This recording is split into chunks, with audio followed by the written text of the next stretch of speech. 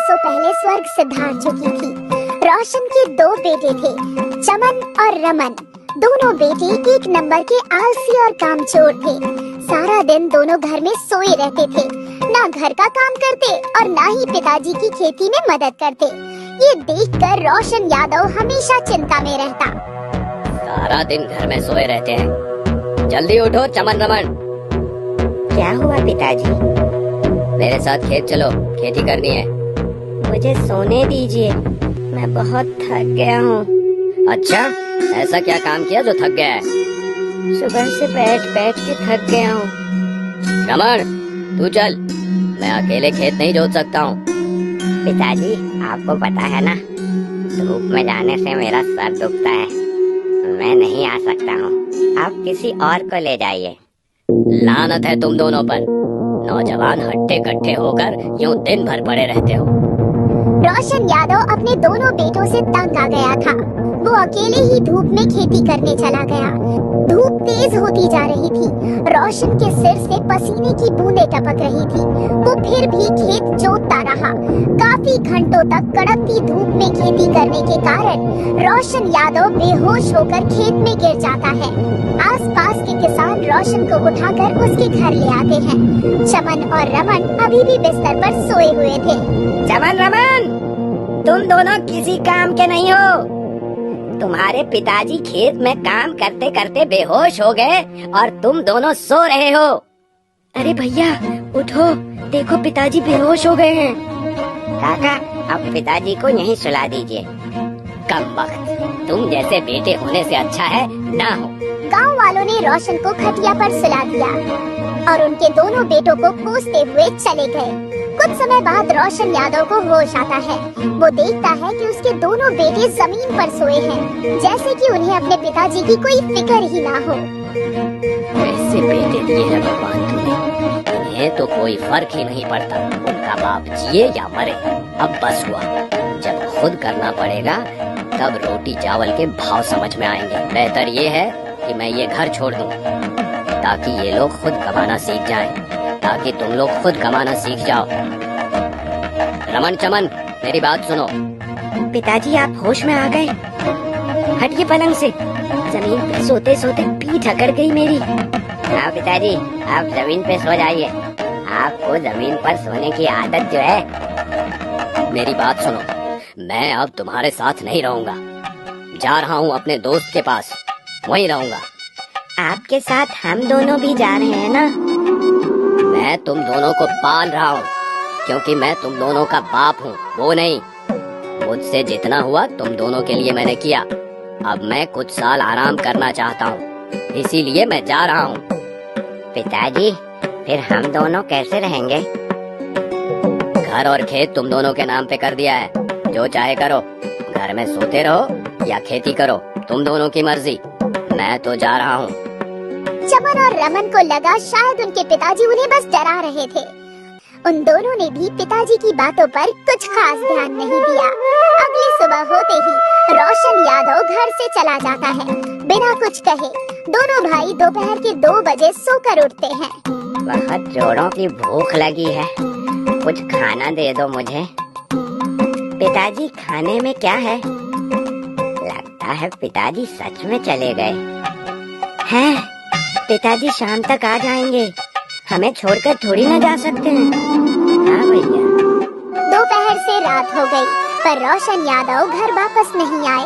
दोनों भाइयों ने जैसे तैसे खाना बनाया और खाकर सो गए। लगता है पिताजी कल सुबह आएंगे, चल सो जाते हैं। अगले दिन भी रोशन यादव नहीं आए। दिन बीतते गए, पर रोशन यादव घर नहीं लौटे। चमन और रमन बस खाते और सोते। धीरे धीरे करके उनके घर का सारा राशन खत्म हो जाता है। भैया, सब कुछ खत्म हो गया, अब हम क्या खाएंगे? और लगता नहीं कि पिताजी भी घर आएंगे। हाँ, हम करें भी तो क्या करें, खेती वेती मेरे बस की नहीं है। गांव में एक बाबा आए हैं जो हर समस्या का हल देते हैं। चलो बाबा को अपनी परेशानी बताते हैं।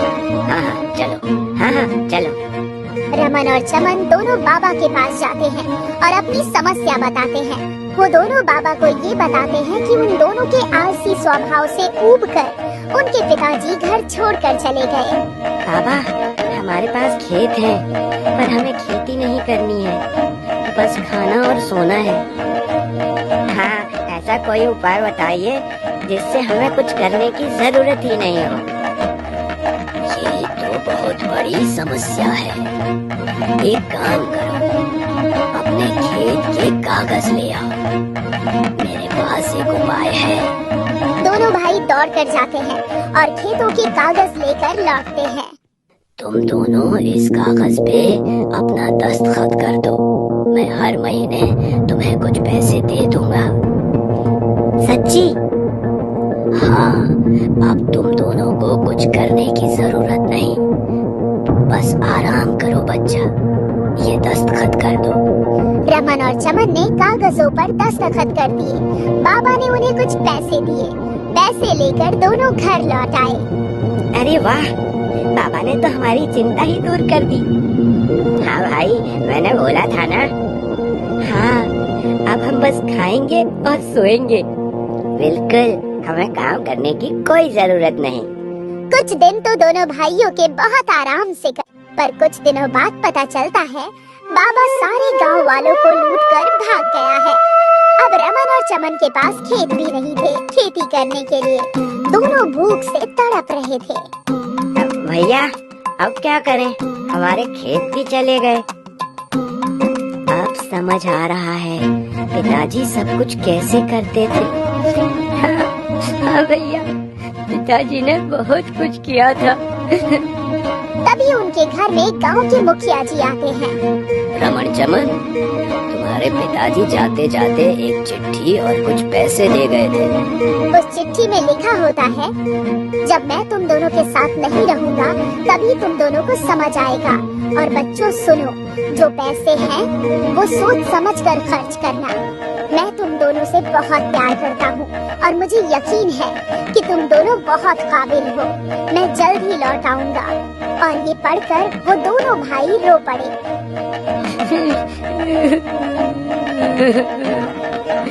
हम इन पैसों से खेत खरीदेंगे और खेती करेंगे। हाँ भैया। जो पैसे पिताजी ने दिए थे उनसे दोनों ने एक छोटा सा खेत खरीद लिया और रमन और चमन मिलकर खेती करने लगे और खुद अपनी मेहनत से उगाए अनाज बेचकर उन दोनों ने पैसे कमाए। भैया, इन पैसों का क्या करेंगे? और जमीन खरीदेंगे और खेती करेंगे। दोनों ने उन पैसों से एक और खेत खरीदे। इस बार फसल दुगनी हुई और पैसे भी दुगने आए। वो बाबा भी पकड़ा गया जो इनके खेत बेचकर भाग रहा था। उन्हें अपने पुराने खेत भी वापस मिल गए थे और फिर रमन और चमन ने नया घर भी बना लिया। भैया, सब कुछ होने के बाद भी हम दोनों खुश नहीं हैं। पिताजी की बहुत याद आती है। पिताजी हमारे साथ होते तो बहुत खुश होते। दोनों भाई अपने पिताजी को याद करके रोने लगे। तभी रोशन यादव की आवाज आई। अरे गधों, मैं तुम्हारे पीछे हूँ। मुझे यकीन था तुम दोनों जरूर कुछ न कुछ कर लोगे। पिताजी, आप लौट आए। हमने आपको बहुत याद किया पिताजी। मुझे भरोसा था तुम दोनों पर और तुम दोनों ने मेरा भरोसा टूटने नहीं दिया। देखो, मैं तुम्हें क्या छोड़कर गया था और अब तुम क्या हो। मुझे तुम दोनों पर गर्व है। पिताजी, अब हमें छोड़कर मत जाना।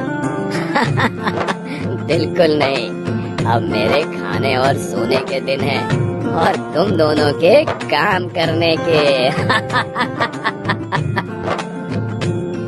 एक बार फिर रोशन यादव का परिवार जुड़ गया।